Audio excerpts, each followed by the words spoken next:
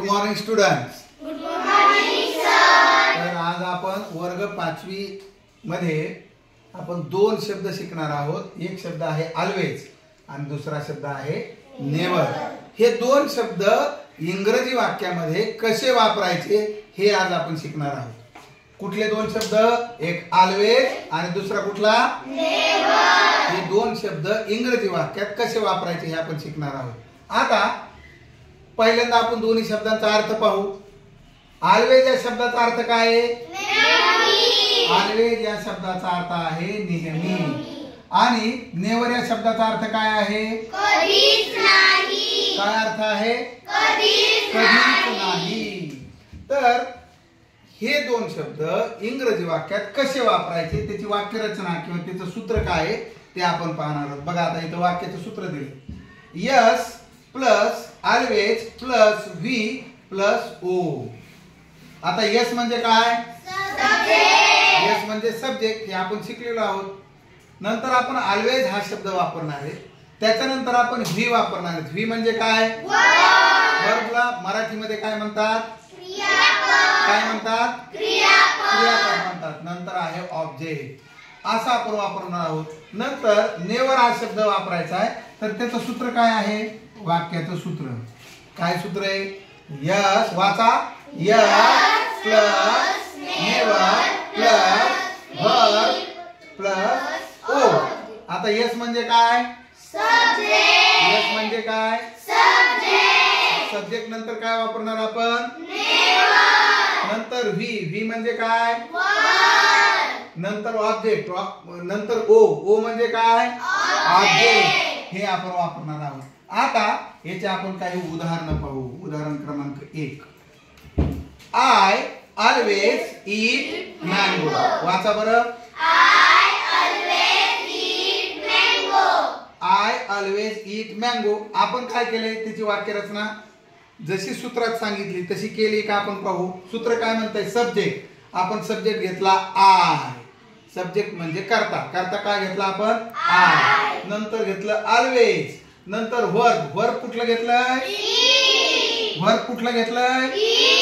आणि नंतर ऑब्जेक्ट घेतलंय मँगो. काय घेतलंय? मँगो. आणि वाक्य तयार झालं. I always eat mango. मी नेहमी आंबा खातो.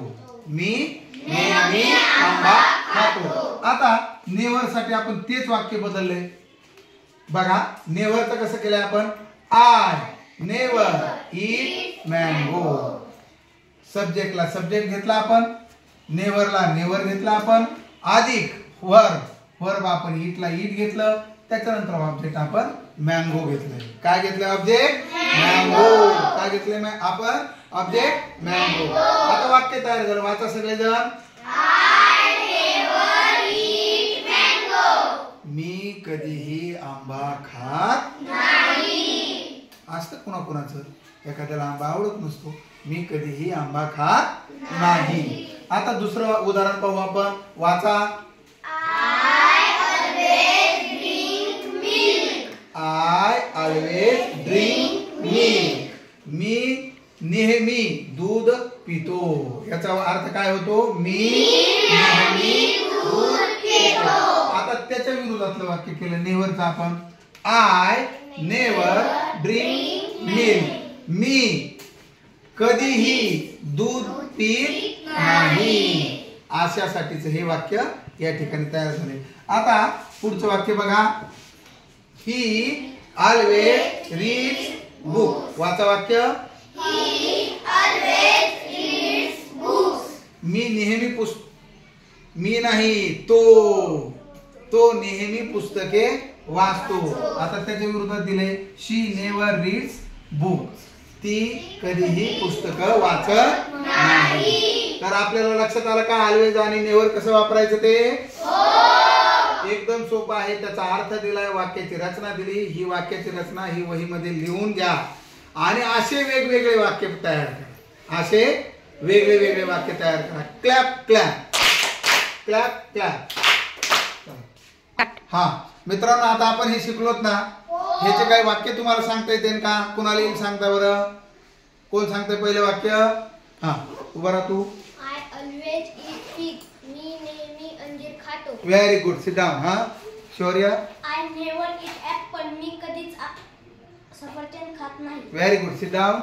हा आय नेव्हर इट पायनॅपल. मी कधीच अननस खात नाही. Very good. हा सांग Shivraj. I always drink water. मी नेहमी पाणी पितो. Very good. Sit down. Shravani. I always eat pomegranate. मी नेहमी डाळिंब खाते. Very good. हा I always play kho kho. मी नेहमी खो खो खेळते. Very good. हा Siddhi. I always eat melon. मी नेहमी खरबूज खाते. Very good. हा Abhishek. I always play cricket. मी नेहमी क्रिकेट खेळतो. Very good. Clap clap clap clap. अशा पद्धतीने आपला जो हा आजचा घटक आहे हा आपला घटक पूर्ण होतोय.